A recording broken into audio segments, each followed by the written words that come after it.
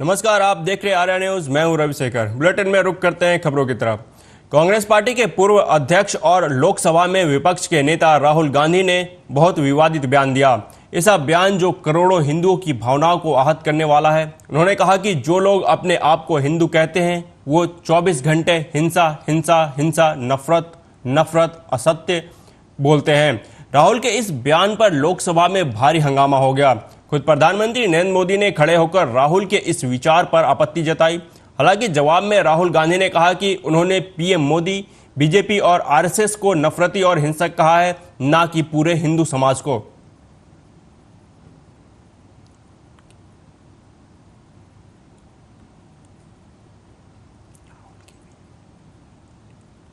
शिव जी कहते हैं डरो मत, डराओ मत, अभय मुद्रा दिखाते हैं, अहिंसा की बात करते हैं, त्रिशूल को जमीन में गाड़ देते हैं।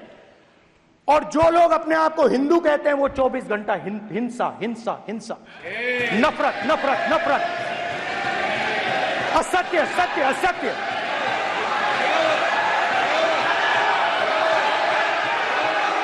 आप हिंदू हो ही नहीं।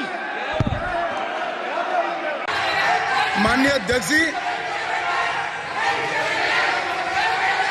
शोर शराबा कर इतने बड़े वाकया को छिपाया नहीं जा सकता। विपक्ष के नेताजी ने कैटेगोरिकली कहा है कि जो अपने आप को हिंदू कहते हैं वो हिंसा करते हैं। मैं फिर से रिपीट करना चाहता हूं, उनका वाक्य था जो अपने आप को हिंदू कहते हैं वो हिंसा की बात करते हैं, हिंसा करते हैं। मान्यवर, इस देश में शायद इनको मालूम नहीं है, करोड़ों लोग अपने आप को गर्व से हिंदू कहते हैं, गर्व से हिंदू कहते हैं। क्या वो सभी लोग हिंसा की बात करते हैं, हिंसा करते हैं? हिंसा की भावना को किसी धर्म के साथ जोड़ना और इस सदन में और संवैधानिक पद पर बैठे हुए व्यक्ति ने, मैं मानता हूं मान्यवर, उन्होंने इसकी माफी मांगनी चाहिए। लोकसभा में नेता प्रतिपक्ष राहुल गांधी ने अग्निवीर योजना को लेकर सवाल उठाए। उन्होंने कहा कि अग्निवीर को मोदी सरकार शहीद का दर्जा नहीं देती, उन्हें मुआवजा नहीं दिया जाता। कांग्रेस आएगी तो अग्निवीर हटाएगी। अग्निवीर सेना की नहीं, पीएमओ की स्कीम है। इसके लिए अग्निवीर यूज एंड थ्रो मजदूर है। राहुल के इस बयान पर राजनाथ सिंह ने कहा कि अग्निवीर शहीद को 1 करोड़ मुआवजा दिया जाता है। अग्निवीर पर राहुल गांधी गलत बयान ना दें, वह सदन को गुमराह कर रहे हैं। इनको अग्निवीर अच्छा लगता है, आप उसको रखिए, हम उसको बदल देंगे, हटा देंगे। सिंपल सी बात है। हमारी सरकार आई तो अग्निवीर को हम हटा देंगे, क्योंकि हम सोचते हैं कि अग्निवीर सेना के खिलाफ है, जवानों के खिलाफ है, देशभक्तों के खिलाफ स्कीम है। हम इस स्कीम को नहीं चाहते। मैं नेता प्रतिपक्ष से विनम्रता पूर्वक अनुरोध करना चाहता हूं कि कृपया वह सदन को गुमराह करने की कोशिश न करें। अग्निवीर योजना के संबंध में बहुत सारे लोगों से 158 ऑर्गेनाइजेशन के साथ सीधा संवाद स्थापित हुआ है, उनके सुझाव लिए गए हैं, तब यह अग्निवीर योजना लाई गई है और बहुत सोच समझकर यह योजना लाई गई है। और मैं यह भी स्पष्ट कर देना चाहता हूं, इस प्रकार की योजनाएं दुनिया के कई देशों में है, यूएस में है, यूके में है, वहां पर किसी को कोई किसी प्रकार की आपत्ति नहीं है। अब बिना अग्निवीर योजना के बारे में समझे, बिना उस संबंध में कोई पूरी जानकारी हासिल किए इस तरीके से सदन को गुमराह करना, इसे कदापि उचित नहीं ठहराया जा सकता। महोदय, मैं तो आपसे ये अनुरोध करूंगा, इसे सदन की कार्रवाई से बाहर निकाला जाए। राहुल गांधी के हिंदू धर्म पर बयान के बाद विवाद खड़ा हो गया। वहीं जब इसे लेकर संसद के बाहर प्रियंका गांधी से पूछा गया तो उन्होंने कहा कि मेरे भाई कभी हिंदुओं का अपमान नहीं कर सकते। बहस स्पष्ट। उन्होंने कहा कि उन्होंने बीजेपी के बारे में बोला है, उन्होंने बीजेपी के नेताओं के बारे में बोला है। मेरे भाई कभी हिंदुओं का अपमान नहीं कर सकते, बहुत स्पष्ट बोला है उन्होंने बीजेपी के बारे में बोला है, उन्होंने बीजेपी के नेताओं के बारे में। भारतीय जनता पार्टी के राज्यसभा सांसद सदस्य सुधांशु त्रिवेदी ने कहा कि कांग्रेस का हिंदुओं का अपमान करने का इतिहास रहा है। इस दौरान उन्होंने पूर्व गृह मंत्री पी चिदम्बरम और सुशील कुमार शिंदे के धर्म को लेकर किए गए कथित आतंकवाद संबंधित कटाक्ष का हवाला दिया। सुधांशु त्रिवेदी ने कहा कि गांधी ने इस बार एक सांसद के रूप में शपथ भगवान के नाम पर नहीं ली। साथ ही कहा कि राहुल गांधी ने आज संपूर्ण हिंदू समाज को हिंसक कहा। उन्होंने हिंदू समाज को अपमानित करने का काम किया है। राहुल गांधी ने जो आज सदन में बोला वो कांग्रेस की फितरत बन चुकी है। अभी इन्होंने जिस तथ्य का उल्लेख किया, मैं एक फैक्ट और बता देना चाहता हूं कि 20 जनवरी 2013 को तत्कालीन गृह मंत्री सुशील कुमार शिंदे जी ने, जो उस समय लोकसभा में नेता सदन भी थे, जयपुर में यह कहा था कि हिंसक गतिविधियां और ट्रेनिंग कैंप चलाए जा रहे हैं बीजेपी और आरएसएस की तरफ से। और जब फ्लोर ऑफ द हाउस पे उनसे सवाल पूछा गया तो 20 फरवरी 2013 को सुशील कुमार शिंदे, गृह मंत्री, लीडर ऑफ द हाउस, ने रिग्रेट व्यक्त किया था। तो राहुल गांधी जी, जब आप सत्ता में थे तब आपके गृह मंत्री सही थे, या जब आप विपक्ष में तब आप सही हैं? मुझे लगता है सुशील शिंदे जी से सीखते हुए कम से कम राहुल गांधी जी को रिग्रेट कर देना चाहिए, क्योंकि जब आप गवर्नमेंट में थे, होम मिनिस्ट्री आपके पास थी, आपके पास सारी चीजें थी, तब आप गलत हुए। तो इसका मतलब आज आप सिर्फ हिंदू समाज का अपमान नहीं कर रहे हैं, अपनी सरकार को झूठा सिद्ध कर रहे हैं, तत्कालीन सरकार को। दूसरा पॉइंट मैं ये कहना चाहता हूं कि राहुल गांधी जी ने जो बोला है ये कांग्रेस की फितरत बन चुकी है। उन्होंने संपूर्ण हिंदू समाज को हिंसक कहा। कांग्रेस के कर्नाटक के कार्यकारी अध्यक्ष, जो इस समय पीडब्ल्यूडी मिनिस्टर हैं, सतीश जारकीहोली, हिंदू शब्द को गंदा बोल चुके हैं। इनकी न्याय यात्रा में, इनकी वो भारत जोड़ो यात्रा में एक ऐसे सज्जन इनके साथ आए थे, जॉर्ज पुरिया, जिन्होंने कहा था कि भारत की धरती को इतना पवित्र मानता हूं कि मैं जूते इसलिए पहनता हूं कि उस पर टच ना हो जाए। और ये वो पार्टी है जिनके की गठबंधन सहयोगियों ने इरेडिकेशन ऑफ सनातन धर्म कॉन्फ्रेंस की, यानी हिंदू धर्म का समूल नाश, और हिंदू धर्म को कोरोना वायरस कहा। तो राहुल गांधी जी जो बोल रहे हैं ये सोची समझी जहनियत की तरह। वहीं राहुल गांधी के बयान पर छिड़ी जंग के बीच कांग्रेस के नेता प्रतिपक्ष के बयान का बचाव किया और बीजेपी पर पलटवार किया। कांग्रेस नेता पवन खेड़ा ने इस दौरान प्रधानमंत्री नरेंद्र मोदी और बीजेपी पर तंज भी कसा। उन्होंने प्रेस कॉन्फ्रेंस किया और कहा कि हम सब पर एक बात लागू होती है कि ऊपर वाला दो तरह से आजमाता है, एक तो सब कुछ देकर और दूसरा सब कुछ छीनकर। उन्होंने कहा कि हम 2014 में हारे, हम 2019 में भी हारे, हमने आत्मचिंतन भी किया, समझा भी और सीखा भी, लेकिन जिस भाजपा पार्टी को सब कुछ मिला और अब 2024 में सब कुछ छीन रहा है, उसने कोई सबक नहीं सीखा। उन्होंने कहा कि ये आज संसद के अंदर और बाहर स्पष्ट हो गया है कि पिछले 10 सालों में कैसे उन्होंने अपना व्यापार चलाया, व्हाट्सएप पर झूठ फैलाकर, राहुल गांधी के वीडियो एडिट करके और उन पर बेबुनियाद टिप्पणियां करके ये 5 साल और 10 साल चला। अब इस देश की जनता ने इसे भारतीय जनता पार्टी को सबक सिखा दिया है। उन्होंने पीएम मोदी पर हमला करते हुए कहा कि आज ये देखकर अच्छा लग रहा है कि प्रधानमंत्री सदन में थे और ये देखकर अच्छा लगा कि प्रधानमंत्री को राहुल गांधी को भी जवाब देना पड़ा। कुछ बदलाव आ रहे हैं, अब बहुत कुछ बदलेगा। उन्होंने कहा कि और क्या कुछ उन्होंने कहा, आप भी सुनिए। 10 साल से मैं सुनता हूं, सोशल मीडिया पे आप देखते हैं मैं हिंदू जगाने निकला हूं। हिंदू जाग चुका है। नरेंद्र मोदी जी अयोध्या में जागा और वाराणसी में आपके साथ क्या हुआ ये पूरी दुनिया ने देखा। जैसे राहुल जी ने आज कहा, बच के निकले। अब आप झूठ नहीं बेच पाएंगे। अब आप अपनी छद्म राष्ट्रभक्ति और अपने छद्म हिंदुत्व के पीछे आप नहीं छुप पाएंगे। ये देश आपको छिपने नहीं देगा। सामने आइए, नीट पे जवाब दीजिए। सामने आइए, अग्निवीरों को जवाब दीजिए। सामने आइए, महिलाओं को जवाब दीजिए। सामने आइए, किसानों को जवाब दीजिए।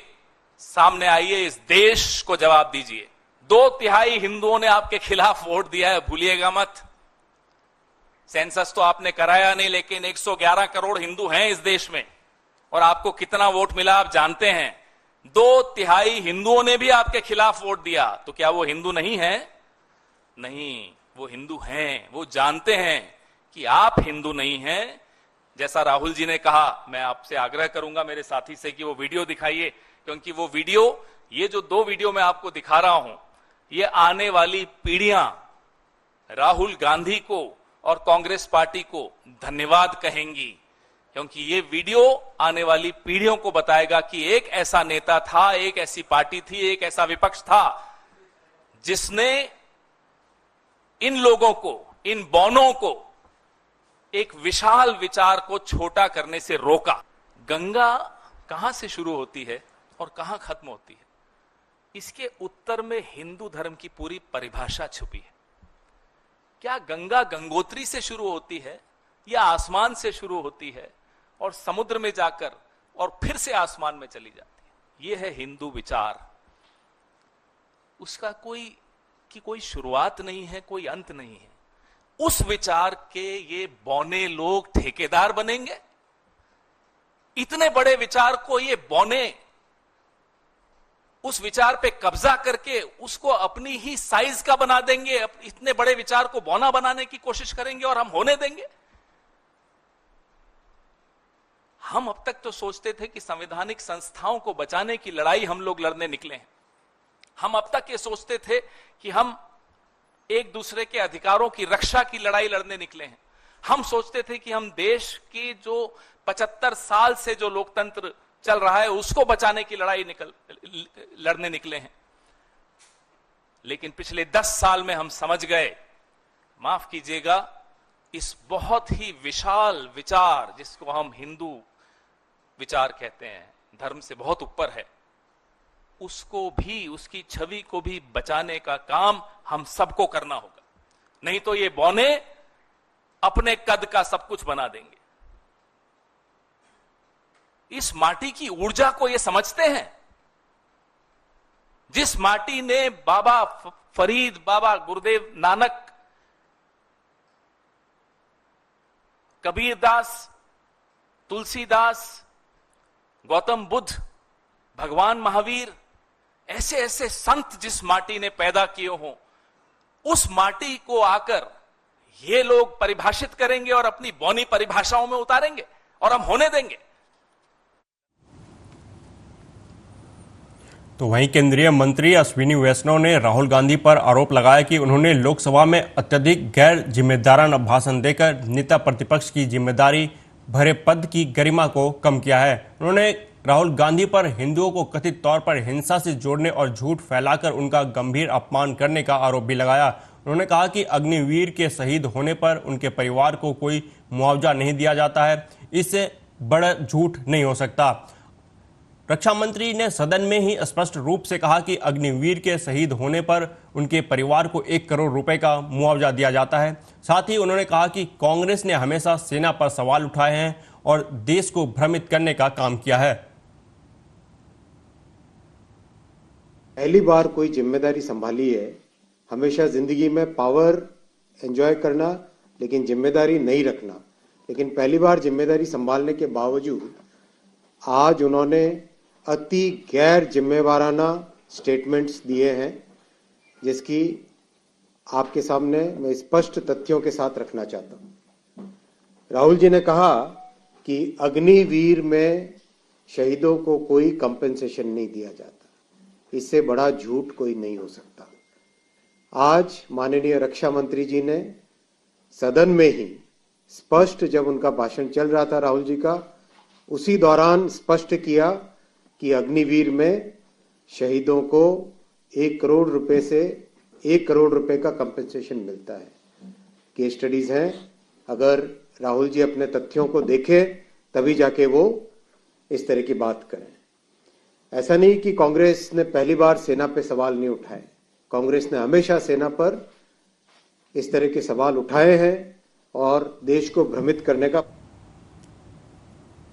राहुल गांधी के संसद में दिए गए भाषण पर वेणुगोपाल ने कहा कि आज पूरे भाषण में राहुल गांधी ने भगवान शिव को प्रमुखता से सामने रखा। उन्होंने बताया कि असली हिंदू कौन है, लेकिन भाजपा का प्रायोजित हिंदू अलग है। भाजपा चुनाव में ध्रुवीकरण के लिए हिंदुओं का इस्तेमाल करती है, वो चुनाव जीतने के लिए ही हिंदुओं का इस्तेमाल करते हैं। साथ ही कहा कि स्पीकर की कार्रवाई सभी पर एक नियम के तहत होनी चाहिए। राहुल गांधी को लोगों ने 2 निर्वाचन क्षेत्रों से चुनकर भेजा है। उन्होंने कहा कि राहुल गांधी ने जो कहा वो सच कहा है। In what rule they can take action against Rahul Gandhi? Once they death certificate, they disqualified him from the Lok Sabha. And people again re-elected him from 2 places with majority more than Narendra Modi ji. If anything, there are customs and rules. If anything had spoken validly, let speaker explain. But it should be applicable to everybody. We are not डरना वाला नहीं है हम. Sir वो कह रहे हैं authenticate करेंगे राहुल गांधी, ऑथेंटिकेट करना होगा स्पीच को. We are very much sure that Rahul Gandhi ji spoken on truth basis. Nothing to worry, nothing to scare. केंद्रीय गृह मंत्री अमित शाह ने नए कानून को लेकर कहा कि आजादी के करीब 77 साल बाद हमारी आपराधिक न्याय प्रणाली पूरी तरह से स्वदेशी हो रही है, जो भारतीय लोकाचार पर कार्य करेगा. उन्होंने कहा कि 75 साल बाद इन कानूनों पर विचार किया गया और जब से ये कानून लागू हुए हैं तो अंग्रेजों के कानून निरस्त होकर और भारतीय संसद में बने कानूनों को व्यवहार में लाया जाएगा. उन्होंने कहा कि दंड की जगह अब न्याय होगा, देरी के बजाय स्पीडी ट्रायल और त्वरित न्याय मिलेगा. अमित शाह ने कहा कि ये तीनों कानून लागू होने के बाद सबसे आधुनिक न्याय प्रणाली का सृजन करेगी. आजादी के 77 साल बाद आपराधिक न्याय प्रणाली, हमारी क्रिमिनल जस्टिस सिस्टम पूर्णतया स्वदेशी हो रही है और भारतीय इथोस के आधार पर ये चलेगी. 75 साल के बाद इस कानूनों पर विचार हुआ और ये कानून जब आज से हर थाने में अपना काम करना चालू करेंगे तब अंग्रेजों के बनाए हुए कानून निरस्त होकर भारत की संसद ने बनाए हुए कानून आएंगे. दंड की जगह न्याय लेगा, देरी की जगह स्पीडी ट्रायल और स्पीडी जस्टिस मिलेगा. और पहले सिर्फ पुलिस के अधिकारों की रक्षा की गई थी, अब पीड़ितों के अधिकारों की रक्षा और जो कंप्लेनेंट है इसके भी अधिकारों की रक्षा करने का काम होगा.